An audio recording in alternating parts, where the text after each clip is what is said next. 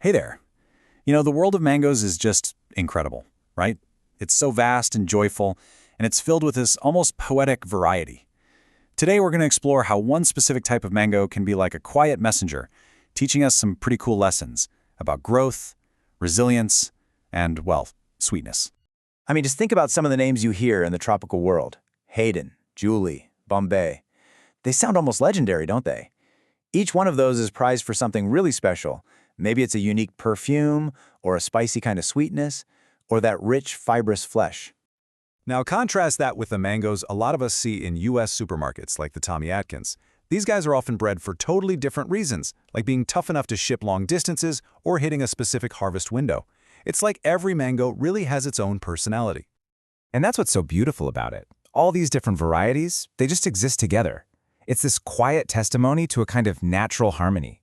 They show off this incredible diversity and abundance, but without all the rivalry and competition we see in so many other places. The source material we're drawing from connects this natural abundance to an even deeper idea, that fruits can be seen as living parables. They become a way for God to kind of speak to us about things like patience, nurture, and joy. So with that big, beautiful chorus of mangoes in the background, let's zoom in. Let's narrow our focus. What happens when we really listen to just one particular voice from creation? Really, what message could a single mango possibly hold for us? And that brings us to the star of our explainer today, a relatively new kind of mango called the Angie Mango. So the Angie was developed down in Florida, and it was named after Angie Whitman. Now, unlike those mangoes bred for long-haul shipping, this one was created with a totally different goal in mind, the home grower. They were prioritizing exceptional flavor and just practical resilience. And here is where it gets really cool.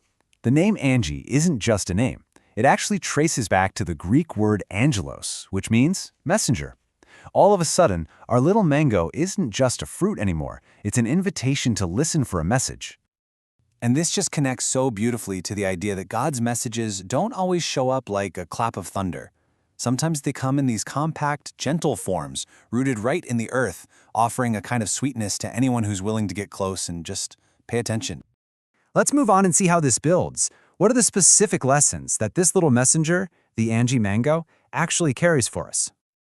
Okay, so here are the key traits. It's a compact tree, it produces fruit early and consistently, it's super resistant to disease, and its flavor is rich and complex.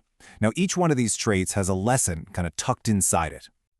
First off, let's talk about its size. The Angie tree doesn't just shoot for the sky. It grows steadily into this dense, manageable canopy. And there's a really profound wisdom in that design. This is the lesson right here. You can have fruitfulness without needing all this sprawling excess, and you can have strength without having to be overpowering or dominant. It's a powerful model of contained, focused growth. Next up is its early production. The Angie often bears fruit while it's still a pretty young tree. And this suggests that true fruitfulness isn't just about how old you are or how big you are. It's a direct result of being well-rooted and having a solid, balanced foundation. It reflects a spiritual pattern, When character is formed quietly and obedience is practiced consistently, good fruit just appears, right on time, without any need for a big, flashy display. This tree is also remarkably disease-resistant, and that's not an accident. It was intentionally bred for it. This kind of mirrors that theological idea that a life rooted and grounded in truth and love is just naturally more resilient, less likely to get hit with blight. So the crucial point is this. When something is rightly formed from the very beginning, it has this built-in ability to endure pressure without becoming bitter, without losing its essential sweetness. Now that's a powerful lesson in resilience. And that brings us to the final, and let's be honest, probably the most rewarding quality of this messenger mango, its taste. The flavor of an Angie isn't simple. It's described as complex and layered. It's a fruit that actually rewards you for paying attention. In a world that's all about speed and quantity, this mango is like a gentle invitation to just slow down and savor the quality of the moment. And this reminds us that the best things in life, well, they often can't be rushed. Just like this mango's flavor, those spiritual fruits like love, joy, and peace, they aren't mass-produced. They need time and space to mature naturally. Ultimately, this seems to be the central message.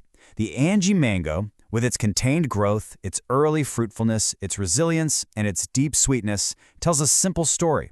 The gardener's true delight is in fruit that comes not from striving or competing, but from simply abiding, from just being quietly and faithfully rooted. So as we finish up, let me just leave you with this question. The Angie Mango is just one quiet invitation from creation. What others might be out there in your own garden or your own life, waiting for you to slow down and listen?